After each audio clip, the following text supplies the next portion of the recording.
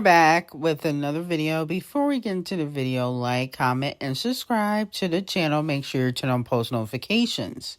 So, Megan and Malro. The last few trial dates have been about if Malro is media or not. Okay? Basically, if Malro is deemed media, the defamation case or the defamation count will get thrown out because Megan Thee Stallion's team and lawyers did not send Malro a cease and desist, and they did not send her a notice to take down any videos, okay, in regards to what she felt like were defamatory. Now, here's my thing. A lot of people are wondering why Megan didn't do it. That was a stupid choice by Megan Thee Stallion's team. That's what people are saying on social media. And she did that intentionally. The reason why she didn't, allegedly, I'll say she did that intentionally, allegedly. And the reason why she did that intentionally is because she wanted to catch Malro off guard. If she had sent a notice, a pre-suit notice, then Malro would have started preparing for a possible lawsuit. She didn't want Malro to prepare. Okay? And, the same reason why she won't sue Joe Budden and a few other bigger blogs. But she is allegedly planning on suing other blogs that he's on Patreon. But the point of the matter is, the reason why she's not coming after Joe and academics, obviously, before Malro is because they have money for a good attorney. Let's be very clear. Academics got subpoenaed, and he completely watched them in the deposition, if you guys watched it, because he posted a clip of it, and he watched Devil Nation. So she knows who to go up against and who not to go up against. So after waiting all this time, okay, because I was waiting for the verdict is still not here on whether Malro will be liable for harassing Megan Thee Stallion and defamation. Now, they did the same thing during the Tory Lanez case where the verdict wasn't right away. And so that could mean that the jury is split. Now, I feel like they're going to get Malro on something, but it really wasn't defamation. It was more of a difference of opinion, in my opinion. That's what I believe. And that's why the jury is split. But the fact that we didn't get a verdict today doesn't really mean Malro's going to win. They did the same thing during the Tory Lanez case. That's how they get you. I'm sure Devil Nation will try to put in a few calls, but it's not really a defamation case. And I feel like Malro would appeal, in my opinion. I feel like her lawsuit wasn't as strong as Cardi B's with Tasha K's, but she definitely had better lawyers. I will say that Malro had way better lawyers than Tasha K, and that's saying a lot. So let me know how y'all feel about it. Sorry for the late video. Not really my fault. Okay, it was technically the court's fault. Now, moving on from that, it has been reported that a Los Angeles judge said Monday she's on the brink of ordering the sale of Nicki's $20 million Hidden Hills mansion so a security guard can collect on the $500,000 default judge he won after suing the Barbie World rapper and her husband over his alleged backstage assault at a concert in Germany. My tentative is to grant this, a Superior Court Judge Cindy said at the afternoon hearing. I just want to make sure we're all getting it right. She said that the only outstanding document in the application to force the home sale was a statement from the Bank of America showing exactly how much Minaj's $13.3 million mortgage she already paid since purchasing the home in October 2022. Let's say there's no bidder who offers for the full $20 million and it goes up for auction.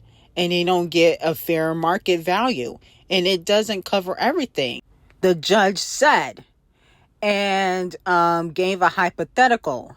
If it doesn't cover what the sale is required to cover, including the judgment, in this instance, then I would use that evidence to help me determine that, okay? So, to me, this sounds crazy. I couldn't believe this. Is this real? So basically, Nicki Minaj's $20 million home is going up for sale because a man sued her for $500,000 and hasn't gotten payment, basically, because Kenneth put the pause on him.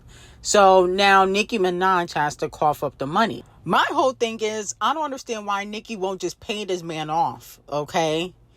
Give him $500,000 and, have him be gone, okay? And, some of y'all gonna say, oh, well, Nicki don't have to pay him. Well, she lost the lawsuit. So legally, unfortunately, it would be either she pay him or her house can go up for sale or auction. That is terrible. I mean, that is ridiculous. I honestly can't even believe that this actually is happening. I'm like, this gotta be fake. I'm being punked. I'm being pranked. Now, a fan said the way Camel Face would have bailed her out if she asked nicely, like the 20 other rappers he helped, including her mentor. Yikes. So they're referring to when Camel Face paid Wayne's taxes years ago, especially when Wayne was having issues because he wasn't getting paid by Birdman. And remember, he sued Birdman. But the point of the matter is, a lot of fans believe Camel Face would help Nicki if she publicly apologized and, as nicely. I don't think he'll help her now.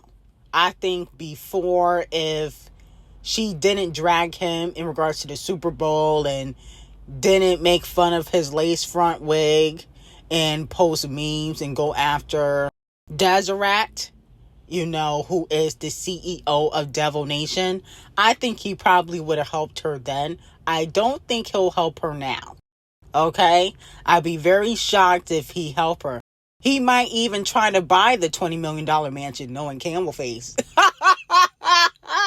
No shade. I feel like he might try to buy it. Low key. She might auction that shit off and he gonna buy it. Him and Queen Bee gonna buy the home and turn it into a studio. That's the stuff Camel Face be trying to do. That's why I think the best thing she could do is just pay this man off. My whole thing is, this is Kenneth's fault. Low key. Like, every time he do something, Nicki has to pay for it. Every single time. Every fucking time. Now, another fan said she really burned all those bridges for nothing. As a Hive, it was hard to cut Nicki off at first since she and B have many collabs. But how she my most disliked celeb? Yikes. Listen, I don't think Nicki cares about being disliked by the Beehive. Okay, they think that they very important. Queen Bee don't even acknowledge y'all. So I don't think Nicki Minaj cares, but I do feel like she needs to care about, the fact that her house is being auctioned off. That's the main priority.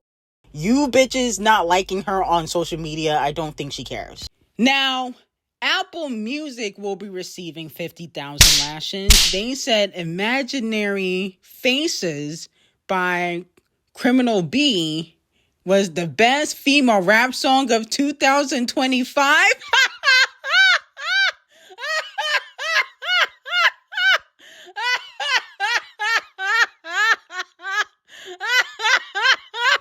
That's a fucking lie. Oh my goodness. Titanic Records must have cut the check because they was giving Cardi B payola over there. Her numbers were terrible on Payola, but she was doing so well on Apple Music. How ironic.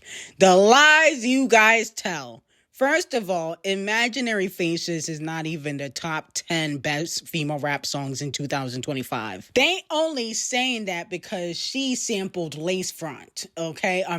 Camel Face.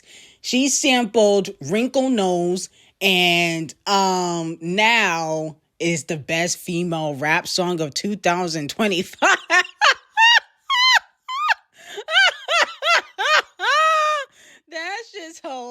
hilarious. In my opinion, it was obviously Whammy by Pluto. Let's be very clear. Okay, let's be very fucking clear. That was the best female rap song of 2025. Everybody was jamming to that song. Nobody's listening to Imaginary Faces. When Whammy, that was trending on TikTok. It was trending on social media. Everybody was doing remixes to the song. Let's be very clear, okay? Nobody cares about Imaginary Faces, okay? I know y'all got paid off. Stop it. That's why y'all receiving 50,000 lashes. The way y'all will lie and say Imaginary Faces was the best female rap song.